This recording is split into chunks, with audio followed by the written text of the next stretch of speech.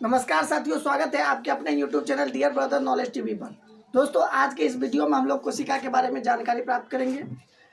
भारत का कोई भी एग्जाम जहां पर साइंस पूछी जाती है वहां पर यहाँ से प्रश्न बनते ही हैं। तो सबसे पहले हम इस वीडियो में थ्योरी सेक्शन को कवर करेंगे, साथ ही उस थ्योरी सेक्शन से रिलेटेड जो भी प्रीवियस ईयर क्वेश्चन है उसको भी हम लोग कवर करेंगे।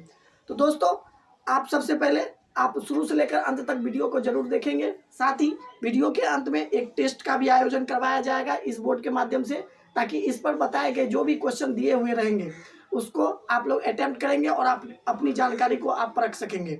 तो आइए हम लोग वीडियो की शुरुआत करते हैं। तो हमारा आज का टॉपिक है कोशिका के अंतर्गत केंद्रक। जी हाँ दोस्तों, केंद्रक।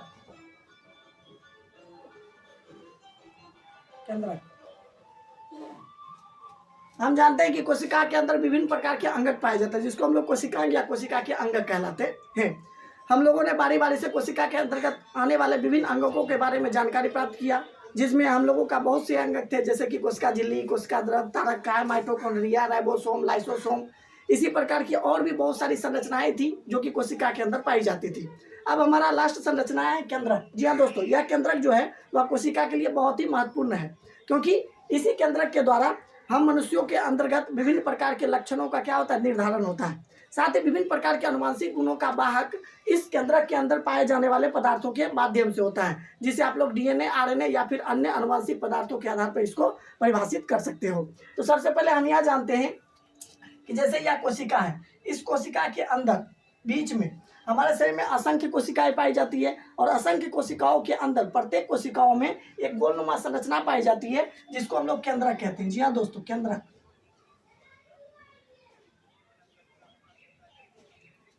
कहते हैं। और इस केंद्रक के अंतर्गत कई छोटी बड़ी संरचनाएं होने के साथ साथ इसमें एक चिपचिपा द्रव भी पाया जाता है, जिसको हम लोग केंद्रक द्रव कहते हैं। केंद्रक द्रव कहते हैं। तो इस केंद्रक के अंतर्गत पाई जाने वाली महत्वपूर्ण पदार्थों में से मुख्य पदार्थ है डीएनए, आरएनए एवं राइबोसोम।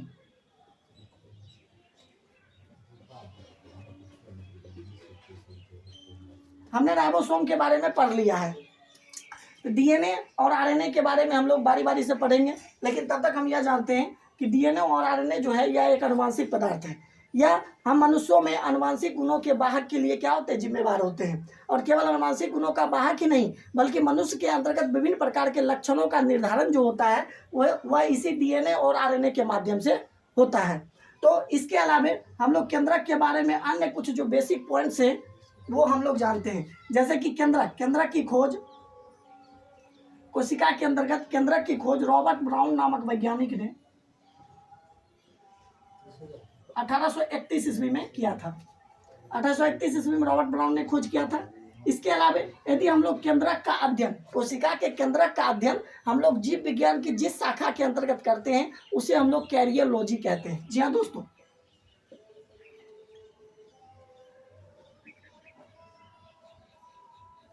केंद्रक का अध्ययन करना कैरियोलॉजी कहलाता है।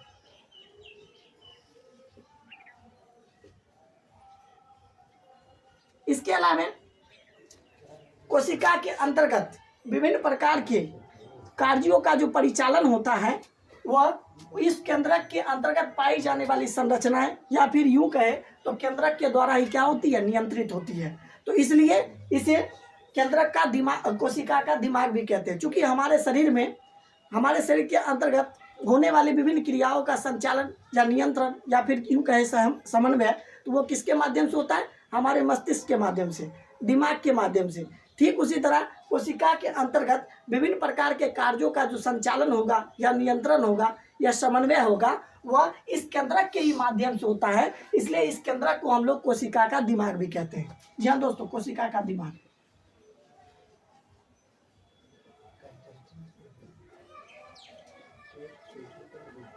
ये कुछ केंद्रक से संबंधित कुछ बेसिक पॉइंट्स हो गए, जैसे कि केंद्रक के अंतर्गत डीएनए, आरएनए एवं राइबोसोम पाया जाता है। इसके अंदर केंद्रक की खोज रॉबर्ट ब्राउन नामक वैज्ञानिक ने 1831 ईस्वी में किया था। इसके अलावा केंद्रक का अध्ययन करना कैरियोलॉजी कहलाता है, और इस केंद्रक को हम लोग कोशिका का दिमाग भी कहते हैं। अब हम लोग इस केंद्रक के अंतर्गत अंदर कुछ जो पदार्थ पाए जाते हैं, जैसे कि अनुवांशिक पदार्थ, अब उनका हम लोग अध्ययन करेंगे।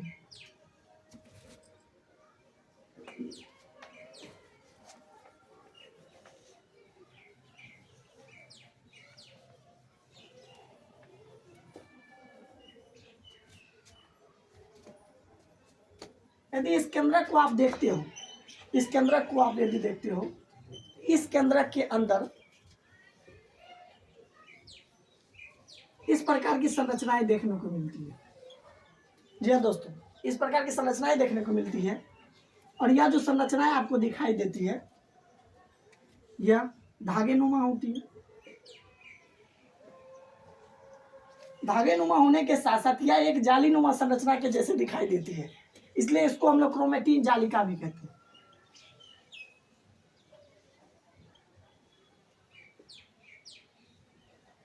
और इस धागे नुमा संरचना जो कि दिखाई देती है एक जाल नुमा संरचना की जैसे, इसी जाल नुमा संरचना को हम लोग गुणसूत्र कहते हैं। यह जो गुणसूत्र बने होते हैं वह डीएनए और प्रोटीन की बनी होती है।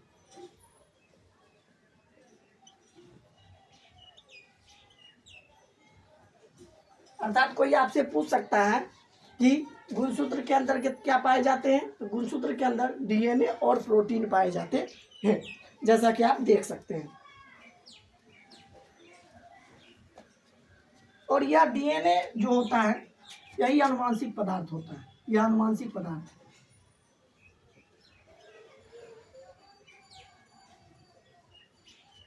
आनुवांशिक पदार्थ है, यह डीएनए एक आनुवांशिक पदार्थ है। हम जानते हैं कि आनुवांशिक पदार्थ किसे कहते हैं। तो आनुवांशिक पदार्थ वैसे पदार्थ होते हैं जो माता पिता के गुणों को संतानों में स्थानांतरित करते हैं। अर्थात माता पिता का गुणों का दिखना संतानों में वह किसकी वजह से होता है, इसी डीएनए अर्थात इसी आनुवांशिक पदार्थों की वजह से होता है। और इसलिए यह आनुवांशिक गुणों के क्या होते हैं, वाहक होते हैं। अब हम लोग और भी आगे देखते हैं।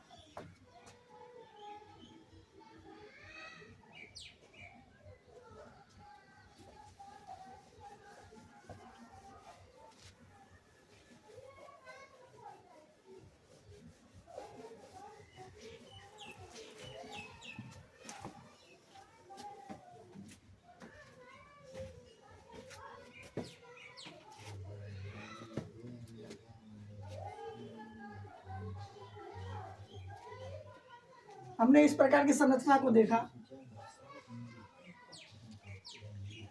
या किसकी संरचना थी, ये गुणसूत्र की संरचना थी।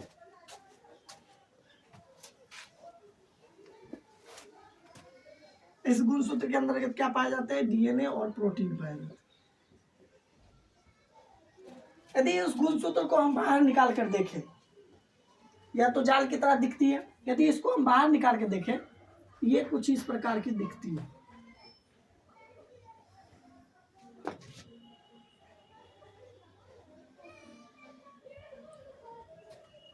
अर्थात ये पहला गुणसूत्र और ये दूसरा गुणसूत्र, और पहला और दूसरा गुणसूत्र जिस स्थान पर मिलते हैं यही वो भाग है जहां पर ये दोनों एक दूसरे को मर्ज कर रहे हैं, मिला रहे हैं।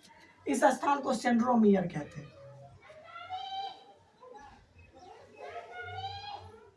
यहाँ से प्रश्न देखने को मिलते हैं, दो गुणसूत्र जिस स्थान पर मिलते हैं उसे क्या कहते हैं, तो उसको सेंट्रोमियर कहते हैं। अब हम लोग आगे देखते हैं। यह जो गुणसूत्र शब्द है इसको अंग्रेजी में क्रोमोसोम कहते हैं। इस क्रोमो शब्द को किसने दिया था, तो बॉन डेयर नामक वैज्ञानिक ने।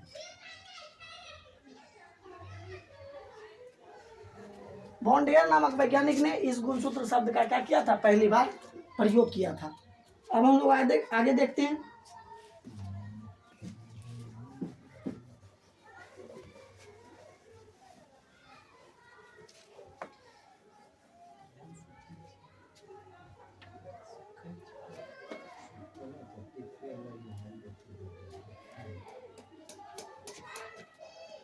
अब हम जानते हैं कि मनुष्यों में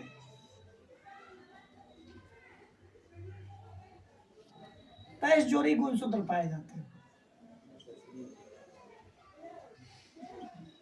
अर्थात संख्या के रूप में देखा जाए तो 46 गुणसूत्र पाए जाते हैं। मनुष्यों में पाए जाने वाले इस 46 गुणसूत्र को हम दो भागों में बांटते हैं। एक को कहते हैं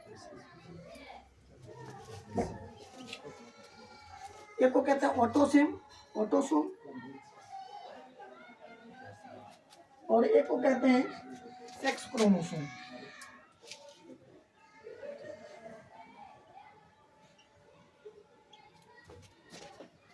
ऑटोसोम का हिंदी रूपांतरण है कायिक गुणसूत्र,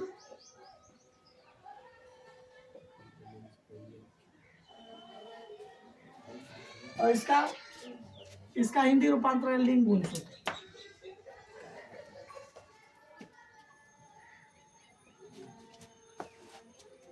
इस ऑटोसोम की जो संख्या होती है वह 22 जोड़ी होती है। ऑटोसोम की संख्या 22 जोड़ी होती है। यह मेल और फीमेल अर्थात स्त्री और पुरुष में पाए जाते हैं। आपसे प्रश्न पूछा जा सकता है कि मनुष्यों में कायिक गुणसूत्र अर्थात ऑटोसोम की संख्या कितनी होती है, तो 22 होती है, 22 जोड़ी होती है। और यह जो होती है यह सभी देखने में एक जैसे लगते हैं अर्थात एक समान होते हैं। और उसके बाद यह जो लिंग गुणसूत्र होता है यह एक जोड़ी होती है, एक जोड़ी होता है, और यह अलग अलग होते हैं, अलग अलग होते हैं। एक को कहते हैं एक्स गुणसूत्र क्रोमोसोम और दूसरे को वाई क्रोमोसोम। तो आपने देखा कि मनुष्यों में 23 जोड़ी क्रोमोसोम पाए जाते हैं जिसकी संख्या कितनी होती है, 46 होती है। इसको हम लोग दो भागों में बांटते हैं। एक को कहते हैं ऑटोसोम अर्थात कायिक गुणसूत्र, और दूसरे को क्या कहते हैं, सेक्स क्रोमोसोम अर्थात लिंग गुणसूत्र। तो यह जो है, यह जो एक्स जो है, यह एक्स एक्स जो है यह मादा में पाए जाते हैं, और यह एक्स वाई जो है वह पुरुष में पाए जाते हैं, पुरुष अर्थात नर। तो हमने देखा कि ऑटोसोम अर्थात कायिक गुणसूत्र की संख्या 22 जोड़ी जो कि सभी एक जैसे होते हैं, किंतु लिंग गुणसूत्र अर्थात सेक्स क्रोमोसोम की संख्या एक जोड़ी होती है। यह मादा में एक्स एक्स के रूप में पाई जाती है और पुरुष में एक्स वाई के रूप में पाई जाती है। अब हम लोग आगे देखते हैं।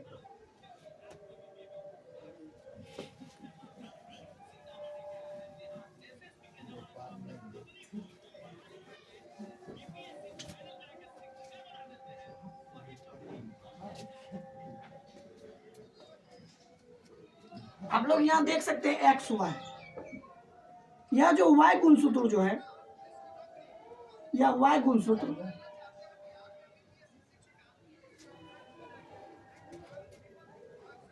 नर या मादा का निर्धारण करते हैं।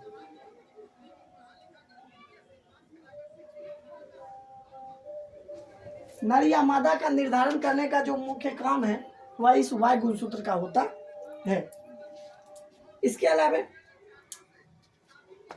ये तो हो गए सामान्य अवस्था में। जब कोई ट्रांसजेंडर होता है,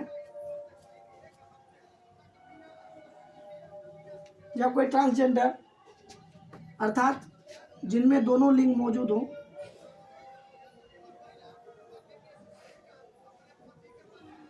जिसमें दोनों लिंग के गुण मौजूद हो, अर्थात जिसमें स्त्री प्लस पुरुष, स्त्री और पुरुष दोनों के गुण मौजूद हो, उसी को हम लोग ट्रांसजेंडर कहते हैं।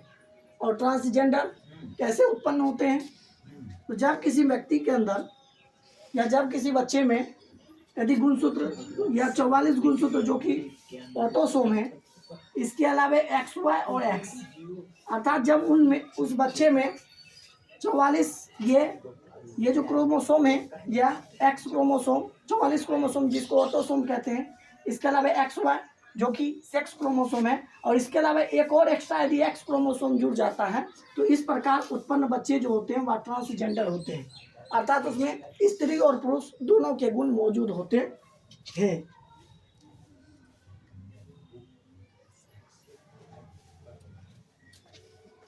अब हम लोग आगे देखते हैं।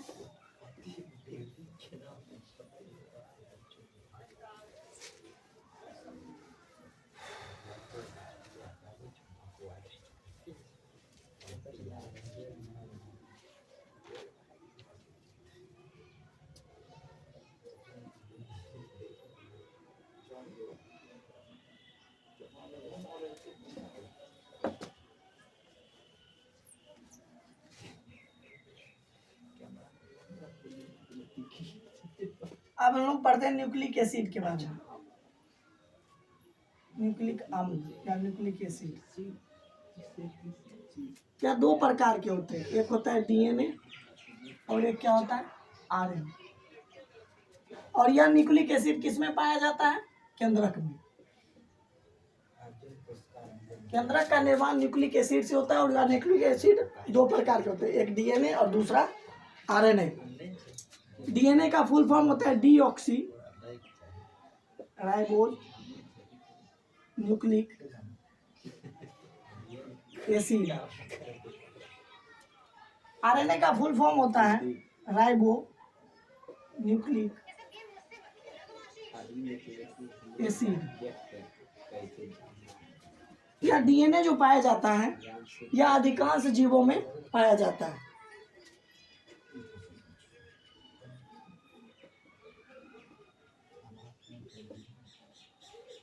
अधिकांश जीवों में आनुवांशिक पदार्थ के रूप में पाया जाता है।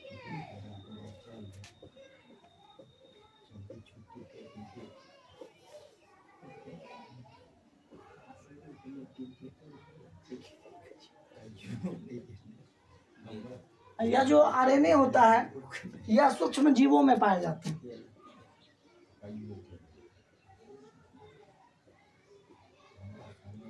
सूक्ष्म जीवों में आनुवांशिक पदार्थ के रूप में पाए जाते हैं।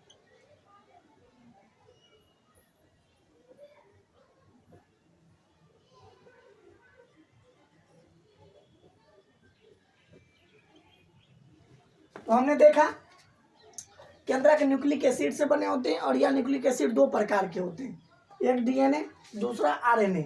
इसका फुल फॉर्म पूछा जाता है कि डीएनए का फुल फॉर्म क्या होता है, पूर्ण रूप क्या है। तो डीएनए का पूर्ण रूप है deoxy ribose nucleic acid. RNA का पूर्ण रूप क्या है, राइबोज न्यूक्लिक एसिड। हम डीएनए कहाँ पाया जाता है, तो डीएनए अधिकांश जीवों में यह डीएनए आनुवांशिक पदार्थ के रूप में पाया जाता है। तो वो जीव के कौन कौन हो सकते हैं, जैसे मनुष्य हो गए, इसके अलावा बहुकोशिकीय जीव हो गए, इन जीवों में यह पाए जाते हैं। यह आरएनए किस में पाए जाते हैं, जैसे जीवाणु हो गए, विषाणु हो गए। विषाणु में जैसे एड्स फैलाने वाले जो विषाणु हैं उसके अंदर यह आरएनए नामक न्यूक्लिक एसिड पाया जाता है। अब हम लोग आगे देखते हैं।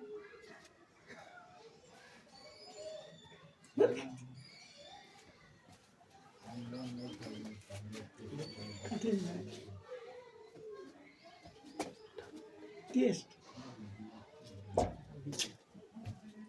चलते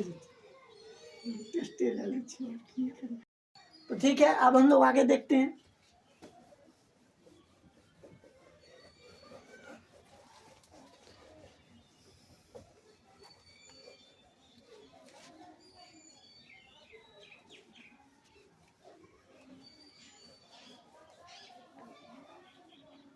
तो दोस्तों हमारा थ्योरी सेक्शन आज के लिए यहीं पर समाप्त होता है।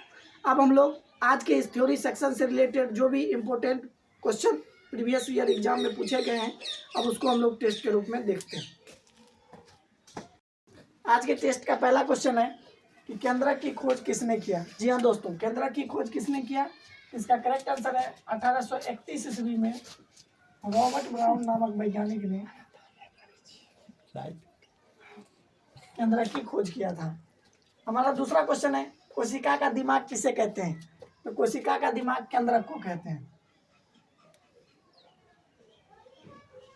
हमारा अगला क्वेश्चन है केंद्रक किसकी बनी होती है। जी हाँ दोस्तों, केंद्रक न्यूक्लिक एसिड की बनी होती है। न्यूक्लिक एसिड अर्थात न्यूक्लिक अम्ल। और न्यूक्लिक अम्ल कितने प्रकार के होते हैं, दो प्रकार के हैं, एक डीएनए और आरएनए। हमारा अगला क्वेश्चन है गुणसूत्र के मिलने वाले स्थान को क्या कहते हैं। जी हाँ दोस्तों, हमने देखा कि दो गुणसूत्र इस तरह से मिलते हैं, यहाँ जहाँ पर ये मिलते हैं इस मिलने वाले स्थान को सेंट्रोमियर कहते हैं।